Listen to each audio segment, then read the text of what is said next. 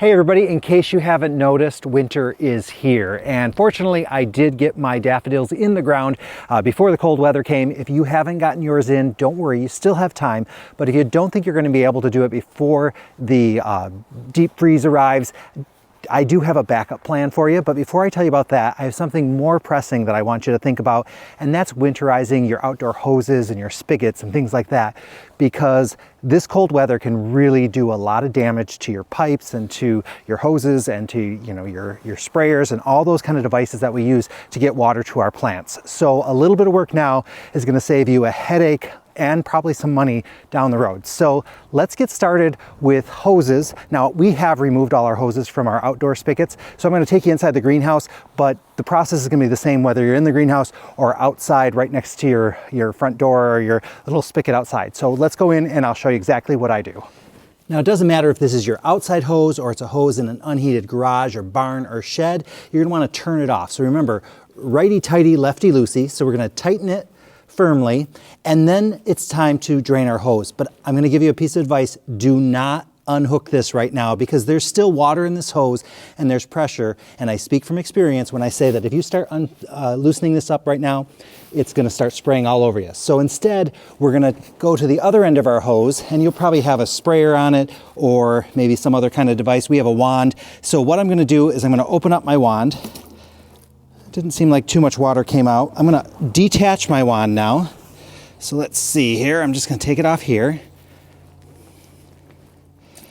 So a little bit of water is coming out of the wand. So we want that clear. And then I would normally take off this attachment, but for efficiency, I'm going to just leave it like this. And let's just see. I'm going to let this drain and let you watch exactly what happens. So now that the excess water has kind of come off, I'm going to go in here and I'm going to unscrew right from the main, and there is some water coming out, but definitely not the spray that I would have gotten if I would have done it a little bit earlier. So let's get this off. And there's loads of water coming out of this end. So now what I'm going to do is I'm going to run my hose kind of over my head and let all the water come out of here. Now it's important that you check that you don't have any kind of kinks in the hose or anything like that. So let's give this a go, and you can watch the water come out as I go.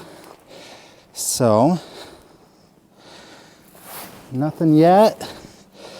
It's coming. There we go.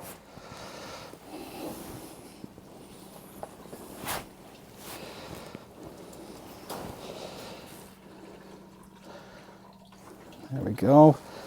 I'm just taking my time with it because the water can be funny. We're letting gravity do the work. So here we go.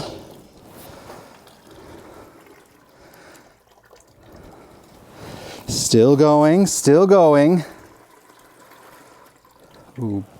And then this is the final little dose. Looks like we got everything out of there. Oop, nope. Now it's not a bad idea. If you wanted to, you could always come back the other way and let the water go out from the other direction.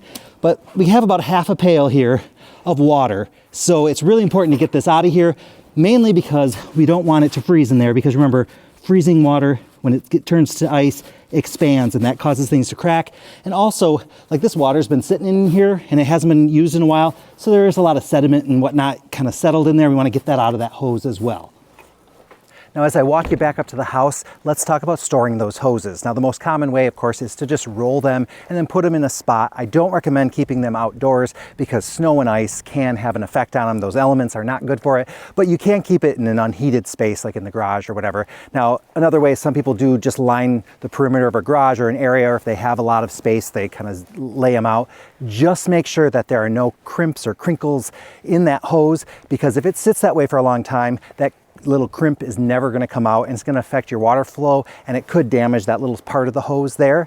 And also keep it away from any spots where it might get driven on or something might get set on it, because over an extended period of time, that can affect the integrity of the hose, so it might not recover its round shape back. And also, if you have ever driven over the end of a hose, you know that there is absolutely no way of ever getting it back to a round shape where it won't leak again. So pretty important. I'm back at the faucet. Let's see how much water comes off that thing.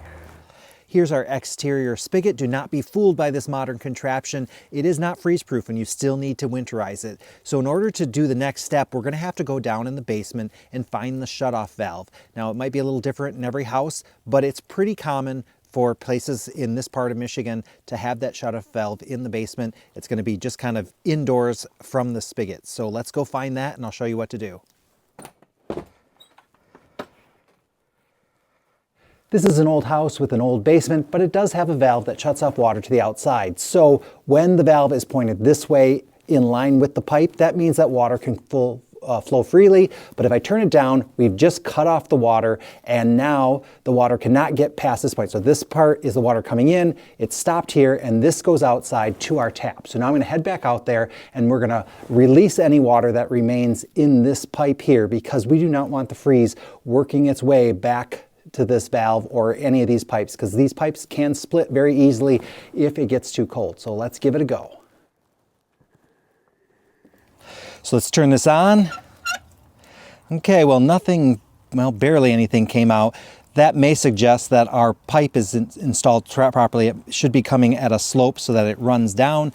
But anyway, we've never had problems with this, so I'm going to close this back up. You don't need to leave it open. In fact, you shouldn't leave it open. Close it, and you can put guards over these or insulated little hoods over them. We don't ever do that and we haven't had a problem, but that is an option for you as well if you want to be extra precautious. As I tell you that backup plan for daffodils, I'm going to do two things at once. I'm also going to check the enclosure that we create for our evergreens. This is to keep the deer, rabbits, and voles away from the plants. They especially love the arborvitae, so we want to make sure that it's all secure. And I also like to look, sometimes there's tracks, and I get a little pleasure knowing that we kept them out. But anyway, when it comes to your daffodils, if you don't have them in the ground yet, don't worry. You can do that pretty much any time until the ground freezes. I have heard of people actually taking a pickaxe out there to dig the hole for the daffodils.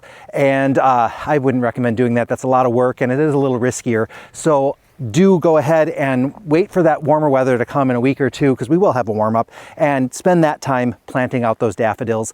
Also, let's see, if you absolutely can't get to it, just realize that your daffodil bulbs or your tulips and all those spring bulbs, you can't just winter those over like in a sack in the basement or anything like that. They're just going to rot and die. So it's going to be important that you get them into some kind of soil. So I'd recommend just grabbing, any of your kind of freeze-proof containers, like maybe something that's plastic or metal. I would not recommend anything ceramic or terracotta.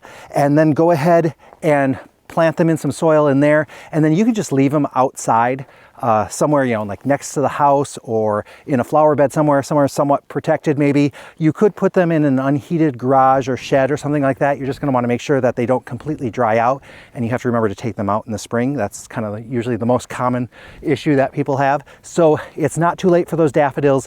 It's best to get them in the ground, but if you can't, go ahead and put them even in a bucket or something with soil, and then you'll get to enjoy them still in the spring. And then you could always plant them out later if you had to, just so that you have them for the following year. So, but they do not want to just sit outside of soil through the winter. That won't be a good thing. So hope you find this helpful. I haven't seen any tracks yet, so I guess they're not coming into our enclosure quite yet, but I do know that this fence is going to keep them out.